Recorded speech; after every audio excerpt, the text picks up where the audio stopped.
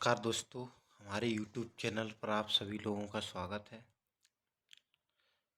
आज हम इस चैनल में मुंशी प्रेमचंद जी की एक कहानी है, नया विवाह, उसके बारे में पढ़ेंगे कि ये कहानी हमारे आईएएस के सिलेबस में मेंशन की गई है। जो हिंदी लिटरेचर ऑप्शनल सब्जेक्ट है उसमें ऐड है ये कहानी। और मुंशी प्रेमचंद की ये कहानी वर्तमान समय में भी प्रासंगिक है। किस तरीके से प्रासंगिक है इसके बारे में हम चर्चा करेंगे और इस कहानी को पढ़ते समय हम समझेंगे और किस तरह जो वर्तमान में जो एज गैप होता है, जो एज गैप होता है विवाह के समय, उसके कारण कई समस्याएं आती हैं। उस समय जब समस्या उत्पन्न हुई थी तो मुंशी प्रेमचंद जी ने बहुत ही सूक्ष्म तरीके से इसका वर्णन किया था। तो उसी को समझाते हुए हम ये कहानी पढ़ेंगे।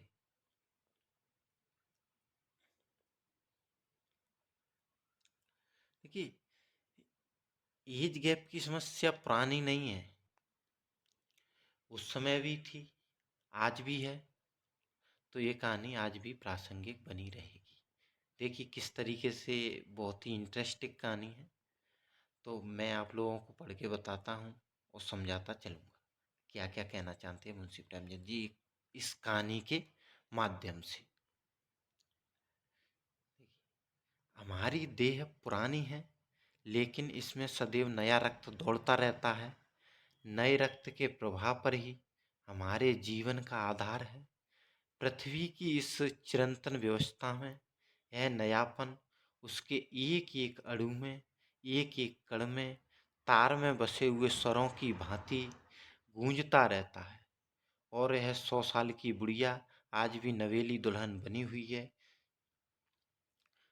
तो क्या समझाया यहाँ? प्रेमचंद जी कहते हैं कि हमारी देह भले ही पुरानी हो जाए, हम कितने भी पुराने हो जाएं, लेकिन नया रक्त हमारी देह में दौड़ता रहता है। जैसे उन्होंने बताया है कि पृथ्वी है, कई साल पुरानी है, लेकिन अभी भी वो नई बनी हुई है। वैसे ही वो इंसान की तुलना पृथ्वी से करते हैं। तो यहाँ से कहानी स्टार्ट होती है। इसमें एक लाला डंगामल हैं जो काफ़ी एज के हैं, उनकी एज ज़्यादा है। और इसमें एक नायिका आएंगी जो बहुत कम एज की होंगी। तो उसी के बारे में कहानी है। तो क्या कहती है कहानी, हम पढ़ते हैं। जब से लाला डंगावल ने नया विवाह किया, इस कहानी का नाम ही नया विवाह है, तो इसका मतलब हुआ इसमें लाला डंगामल नया विवाह करते हैं, यानी कि उनकी पहली पत्नी का स्वर्गवास हो गया है और नया विवाह वो करते हैं। जब से लाला डंगामल ने नया विवाह किया है, उनका यौवन नए सिरे से जाग उठा है।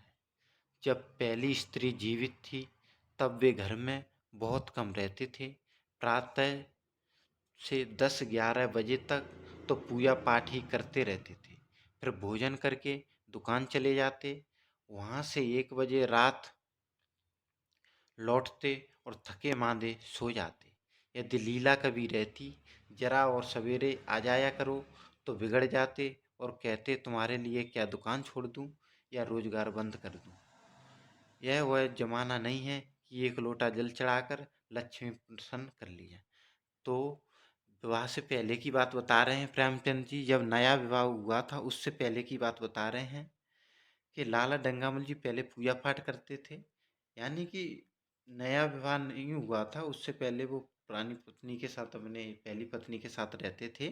तो पूजा पाठ में ज़्यादा लगे रहते थे और दुकान पर 10-11 बजे चले जाते थे। और जबकि अब नया विवाह हुआ है तो किस तरीके से उनके विचार बदलते हैं और किस तरीके से वो घर में बने रहते हैं, इसके बारे में प्रेमचंद जी बता रहे हैं। आज उनकी चौखट पर माथा रगड़ना पड़ता है तब भी उनका मुंह सीधा नहीं होता। लीला बेचारी चुप हो जाती, यानी कि उनकी पत्नी जवाब नहीं देती थी।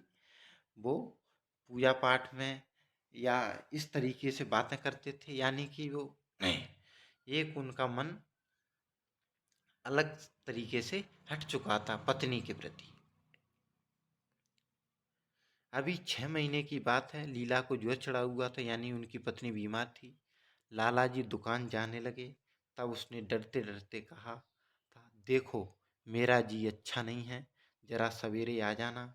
डंगाबल ने पगड़ी उतारी, खूंटी पर लटका दी और बोले, अगर मेरे बैठे रहने से तुम्हारा जी अच्छा हो जाए तो मैं दुकान न जाऊंगा। यानी कि वो क्रोध में आके दुकान न जाने के लिए एक तरीके से अपनी पत्नी पर क्रोधित होने लगे। लीला हताश होकर बोली, मैं दुकान जाने को तो नहीं मना करती, केवल जरा सवेरे आने को कहती हूँ, तो क्या दुकान पर बैठा मौज किया करता हूँ। तो इसी तरीके से जब लीला जी कहती हैं कि मैं मना नहीं कर रही हूँ, लेकिन तब भी एक झटके से डंगामल जी कहते हैं कि क्या मैं दुकान पर जाके मौज करता हूँ, यानी कि मैं दुकान पर वैसे ही बैठा रहता हूँ, कोई काम नहीं है। इस तरीके से वो अपनी पत्नी पर नाराज होते हैं। लीला इसका क्या जवाब देती। पति का स्नेहहीन व्यवहार उसके लिए कोई नई बात नहीं थी। इधर कई साल से उसे इसका कठोर अनुभव हो रहा था कि उसकी इस घर में कद्र नहीं है। वह अक्सर इस समस्या पर विचार भी किया करती, पर वह अपना कोई अपराध न पाती। वह पति की सेवा पहले से कहीं ज्यादा करती, उनके कार्यभार को हल्का करने की बराबर चेष्टा करती रहती, बराबर प्रसन्नचित्त रहती, कभी उनकी इच्छा के विरुद्ध कोई काम नहीं करती। अगर उसकी जवानी ढल चुकी थी तो इसमें उसका क्या अपराध था। किसकी जवानी सदैव स्थिर रहती है, अगर अब उसका स्वास्थ्य उतना अच्छा न था तो इसमें उसका क्या दोष। उसे बेकसूर क्यों दंड दिया जाता। उचित तो यह था कि 25 साल का साचर्य अब एक गहरी मानसिक और आत्मिक अनुरूपता का रूप धारण कर लेता, जो दोष को भी गुण बना लेता है, जो पके फल की तरह ज्यादा रसीला, ज्यादा मीठा, ज्यादा सुंदर हो जाता है। लेकिन लाला जी का बड़े के हृदय हर एक पदार्थ को वाणिज्य के तराजू से तौलता था। यानी इसमें कहा जा रहा है कि अब पत्नी बूढ़ी हो चुकी हैं उनकी, उनमें ये वो ओवन नहीं रहा है जो सामान्यतः 18 से 30 तक जो रहता है मेलामा, वो यौवन नहीं रहा है पत्नी में।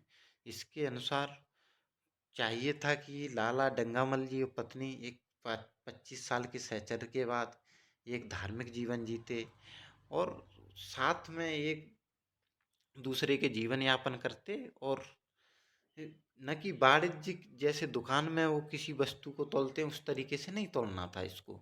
इसको एक जीवन के साचर्य के रूप में लेना था। वही प्रेमचंद जी कहते हैं कि नई तरीके से जैसे जैसे फल मीठा होता जाता है समय के अनुसार, वैसे ही हमारा साचर्य का भाव भी मीठा होना चाहिए समय के अनुसार। ऐसे ही हमें विवाह के बंधन को मजबूत करना चाहिए, ये प्रेमचंद जी कहना चाहते हैं।